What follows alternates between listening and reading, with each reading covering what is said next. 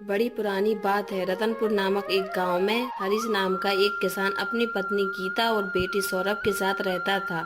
हरीश के पास ज्यादा संपत्ति नहीं थी, इसलिए वह अपने दादा से विरासत में मिली 2 एकड़ जमीन पर खेती करता था और अपना घर चलाता था। लेकिन कुछ दिनों से हरीश की तबीयत बिल्कुल साथ नहीं दे रही थी।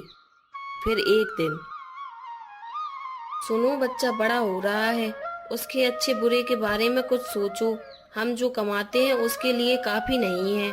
हम खेती करके ज़्यादा नहीं कमा पाते, साथ ही मेरी तबीयत भी कुछ सही नहीं है। इसलिए मैं कुछ कारोबार करने की सोच रहा हूँ। कारोबार करूँगा तो कुछ कमाई हो जाएगी। आप कारोबार करोगे? हम इतना पैसा कहाँ से लाएंगे? हमारे खेत के ठीक बगल में एक भले किसान चंदन का खेत है। हाँ हाँ, वो तो है, लेकिन उसने मुझे कई बार कहा कि हम अपना खेत उसे बेच दें और फसल से होने वाली आमदनी को दुगना करने के लिए निवेश करें। क्या? अगर हम अपना खेत उसे दे देंगे तो हम क्या करेंगे? हाँ, मैंने सोचा था यह खेती हमसे नहीं हो पाएगी, इसलिए मैं सोच रहा हूँ कि हम शहर चलते हैं और चावल का कारोबार करते हैं। क्यों, आप कारोबार के बारे में क्या जानते हैं? हम आपके दादाजी के समय से खेती कर रहे हैं। ये सच है, लेकिन आजकल मुझे सीने में दर्द होता है। मैं कल डॉक्टर से मिला था, उन्होंने कहा कि कोई मेहनत वाला काम मत करना, इसलिए मैंने ये फैसला लिया। तो हमें यह सब नहीं चाहिए। अगर आप स्वस्थ रहेंगे तो मेरे लिए यह काफी है। चंदन से तुरंत बात करो और उसे हमारा खेत दे दो। ठीक है, मैं कल उससे बात करूँगा। अगले दिन हरीश चंदन से मिलने जाता है। चंदन उस गांव में बड़ा जमींदार था, साथ ही वह एक लालची इंसान भी था। उसने हरीश जैसे छोटे किसानों को सपने दिखाए और उनकी जमीनों को अपने खेत में मिला लिया। नमस्ते साहब। अरे हरीश, कैसे आना हुआ? कुछ नहीं साहब, आपने मुझे अपना 1 एकड़ का खेत बेचने के लिए कहा था, इसलिए मैं आपके पास आया हूँ। मैंने पूछा था, लेकिन उस दिन तुमने मना कर दिया था। हाँ, तब मैं थोड़ा सोच रहा था। वो क्या है कि मेरे दादा की संपत्ति है, इसलिए उस दिन मैंने मना कर दिया था। हाँ, तो अब क्या हुआ? साहब, आजकल मेरी तबीयत बिल्कुल ठीक नहीं चल रही है। सीने में अक्सर दर्द होता है। मैं पहले की तरह चीज़ें नहीं कर पाता हूँ। मेरा बेटा बहुत छोटा है, वो ये सब नहीं कर सकता। इसलिए मैं इस 1 एकड़ को बेचकर अपने बच्चे के भविष्य के लिए शहर में कुछ इंतजाम करना चाहता हूँ। हरीश की बातें सुनकर चंदन खुश हो गया। उसका तीर निशाने पर लग गया था। बहुत लंबे समय से चंदन हरीश के खेत को अपने खेत में मिलाने के बारे में सोच रहा था, लेकिन अभी तक यह संभव नहीं हो पाया था। वो अंदर से बहुत खुश हुआ। देखो हरीश, मुझे अब तुम्हारे खेत की जरूरत नहीं है, लेकिन तुम बीमार हो और तुम्हारे बेटे के भविष्य का सवाल है, इसलिए मैं इसे ले लूंगा। इतना काफ़ी है, आप दयालु हैं। मैं इसी विश्वास के साथ आया था कि आप इसे ले लेंगे। लेकिन जैसा पहले बताया गया था, चंदन हरीश को खेत के बदले पैसे नहीं देना चाहता था। इसलिए चंदन ने कुछ तरकीब सोची। लेकिन मैं एक शर्त रख रहा हूँ, मेरे पास अभी पैसे नहीं हैं। खेत के कागजों पर तुम दस्तखत करके चले जाओ, मैं तुमको 1 हफ्ते में तुम्हारे पैसे दे दूंगा। लेकिन हरीश चंदन की योजना को नहीं समझा था। उसने कागज पर दस्तखत किए और चला गया। अरे, आप जमीन बेचने गए थे ना? हाँ हाँ, उसने कहा कि वो 1 हफ्ते में हमारे पैसे दे देगा। पहले से ही सीने के दर्द से तड़प रहा हरीश अपनी पत्नी को बहुत ही धीमे से आवाज देता है। क्या हुआ, तुम इतने सुस्त क्यों हो? मैं डॉक्टर को बुलाऊं? तबीयत कुछ ठीक नहीं लग रही है। अगर मैं थोड़ी देर सो जाऊं तो शायद सही हो जाएगी। तुम और सौरभ ध्यान रखना। हरीश सो जाता है और अपनी पत्नी और बच्चे को छोड़कर इस दुनिया से चला जाता है। अगले दिन चंदन गीता को देखने आता है और सोचता है कि ये अच्छा मौका है। देखो गीता, मेरे पास तुम्हारे खेत का पैसा है जो मुझे हरीश को देना था। मैं उस पैसे को ब्याज में बदल दूंगा और तुम जब चाहो तो मैं वापस दे दूंगा। तब तक तुम्हारा बेटा भी बड़ा हो जाएगा। लोग ज्यादा पैसे देखेंगे तुम्हारे पास तो हड़पने की कोशिश करेंगे। हरीश की पत्नी चंदन की बातों पर विश्वास कर लेती है और पैसे चंदन के पास ही रहने देती है। अपने बेटे को मेहनत से पढ़ाती है। समय बीतने के बाद सौरभ बड़ा हो जाता है और शहर जाकर पढ़ना चाहता है। माँ, मैं शहर जाकर और अच्छी पढ़ाई करना चाहता हूँ, लेकिन इसके लिए कुछ और पैसे चाहिए। क्या आप दे सकती हैं? तुम्हारे पिता ने तुम्हारी जरूरत के लिए पैसे जोड़ कर रखे हैं जो चंदन के पास हैं। तुम चिंता मत करो, मैं अभी ले आती हूँ। अगले दिन गीता चंदन के पास पैसे मांगने जाती है जो कि उसे अपनी बेटे की पढ़ाई के लिए चाहिए थे। अरे गीता, तुम यहाँ कैसे? साहब, अब मेरा सौरभ बड़ा हो गया है, वो पढ़ने के लिए शहर जाना चाहता है। अच्छा, तो इसमें मैं क्या कर सकता हूँ? ये क्या कह रहे हैं साहब, हमारे बिके हुए खेत का पैसा आपके पास है। क्या तुम्हारे पैसे मेरे पास? मैंने तो वो हरीश को दे दिए थे और पैसे लेने के बाद ही उसने उन कागजों पर दस्तखत किए थे। चंदन की ये बातें सुनकर गीता चौंक जाती है और तुरंत कहती है, अच्छा, लेकिन उस दिन तो आपने कहा था कि अगर मेरे पास पैसे होंगे तो कोई मुझे धोखा दे सकता है, इसलिए आपने पैसों को अपने पास रखा।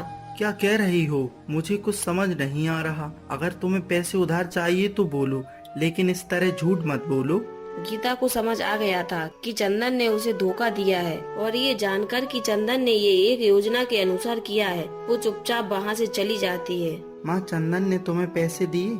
नहीं सौरभ, उसने हमें धोखा दिया है। गीता अपने बेटे को सारी बात बताती है। यह सारी बात सुनकर सौरभ को बहुत गुस्सा आता है। हमने उस आदमी पर भरोसा करके और पैसे उसके पास छोड़कर गलती की। चलो अब उसे सबक सिखाते हैं। सौरभ का एक दोस्त है जिसका नाम मोहन है। उनके पिता एक सुनार है। शहर में भी उनका अच्छा नाम है। सौरभ सोहन के पिताजी को जो हुआ वो सब बताता है। ये वाकई बहुत अजीब और आश्चर्य वाली बात है भाई। मैं जानता था कि चंदन दुष्ट है, लेकिन मुझे नहीं लगता था कि इतना बुरा है। उसे सबक सिखाना चाहिए ताकि वह भविष्य में किसी और को कभी धोखा नहीं दे पाए। जैसा मैं कहता हूँ तुम वैसा करो। इसके साथ ही वो सौरभ को कुछ सलाह देता है और सौरभ को अपने पास मौजूद कुछ पुराने सोने के गहने देता है और उसे चंदन के पास भेजता है। हर शाम गांव के बहुत से लोग चंदन के पास आते हैं और महाभारत की बातें करते हैं। सौरभ उसी समय वहां आता है। चंदन, मैं तुमसे मदद मांगने आया हूँ।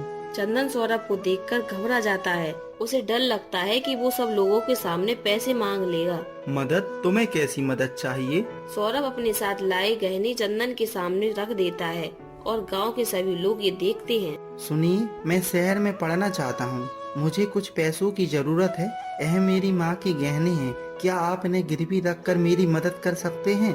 बड़ी मेहरबानी होगी। चंदन की आंखें गहनों को देखकर चमक उठती हैं। यह सारे खरे सोने से बने गहने हैं। चंदन सोचता है कि वह सौरभ को कुछ रुपए देकर इन सबको हड़प लेगा।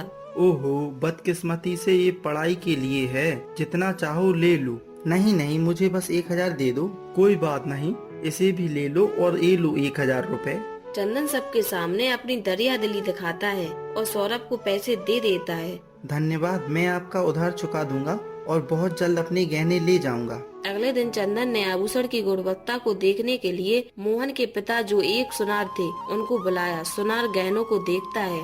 अरे चंदन जी, ये हमारे जमींदार के गहने लग रहे हैं। इसमें तो कोई शक नहीं है, क्योंकि काफी दिन पहले ये गहने मैंने ही बनाए थे और उन्हें बेचे थे। लेकिन 4 दिन पहले उन्होंने अपने गहने खो दिए थे और वो इन्हें ढूंढ रहे थे। ये सुनते ही चंदन को लगता है कि उसका सब कुछ लुट गया। तुम क्या कह रहे हो? क्या ये जमींदार के गहने हैं? हाँ, चोरी का पैसा आप जैसे बड़े लोगों को शोभा नहीं देता। ये गहने आपको किसने दिए? उसे वापस कर दो और अपने हाथ साफ कर लो, नहीं तो आप मुसीबत में पड़ जाओगे, क्योंकि ये जमींदार के गहने हैं। पहले से ही सोची समझी योजना के अनुसार सुनार चंदन को डरा देता है। उसके जाने के बाद चंदन सौरभ को बुलाता है। तुमने मुझे क्यों बुलाया? सौरभ, मुझे पैसे चाहिए।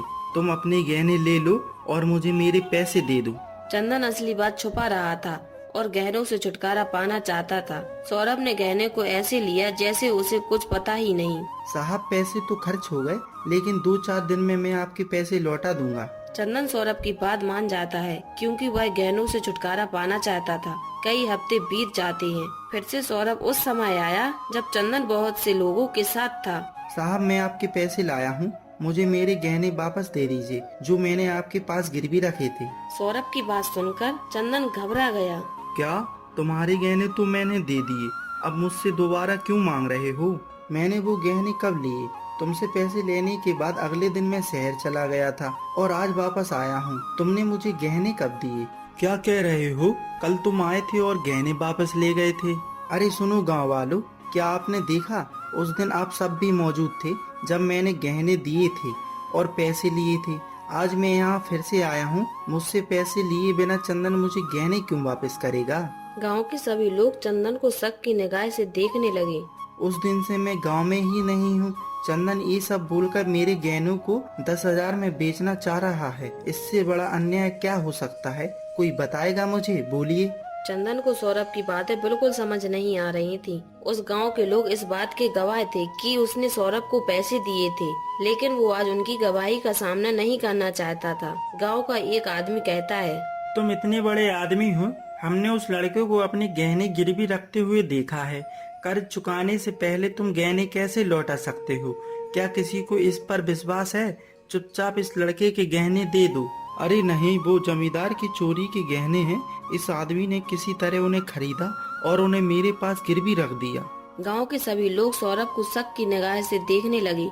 उसी समय सुनार वहां आया। चंदन जी, क्या आप मुझे गहनों की मजदूरी देंगे? सुनार ने चंदन से कहा। चंदन को गुस्सा आ गया। अरे चंदन, तुम चुप क्यों हो? वो गहने कहाँ से मिले और कहाँ गए मेरे गहने? अब अगर मैं कहूँ कि ये झूठ बोल रहा है तो क्या कहोगे आप लोग? चंदन ये सब सुनकर पागल हो जाता है। वो धोखे को समझ जाता है, लेकिन वो क्या कर सकता है? कौन भरोसा करेगा कि ये सुनार ही था जिसने उसे यह कहकर डराया कि वो चोरी के गहने हैं और सौरभ को लौटाने को भी कहा। अरे चंदन, एक ईमानदार और सज्जन किसान के रूप में हमने तुम्हारा सम्मान किया, लेकिन मैं नहीं जानता था कि तुम ऐसे चालाकी करोगे। चुपचाप लड़के के गहने उसे लौटा दो। चंदन को सदमा लगा। उसे उम्मीद नहीं थी कि उसके पैसे हड़पने से इतने सारे पैसे चले जाएंगे। अब उसे मन में यही चिंता सता रही थी कि वो गहने कहाँ से लाएगा। चंदन की हालत पर सौरभ को दुख हुआ। इसे जाने दो, इसके द्वारा बनाए गए गहने मुझे नहीं चाहिए। आइए उस सोने की कीमत जानते हैं। गहने बनाने वाला सुनार यही मौजूद है, यही गहनों की कीमत बताएगा। गांव के लोगों को सौरभ का फैसला सही लगा। लड़के ने जैसा कहा है करो। गांव के लोगों ने सौरभ को चंदन से 10,000 रुपए दिलाए और चंदन को अपनी गलती का एहसास हुआ। उसे पछतावा हुआ कि हरीश और गीता के साथ विश्वासघात करने का अच्छा सबक उसे सौरभ के रूप में मिला। उस दिन से उसने लोभ छोड़ दिया और अच्छा जीवन व्यतीत करने लगा। अगर आपको ये कहानी पसंद आई हो तो हमारे सिर्फ कार्टून चैनल को शेयर एंड सब्सक्राइब करें।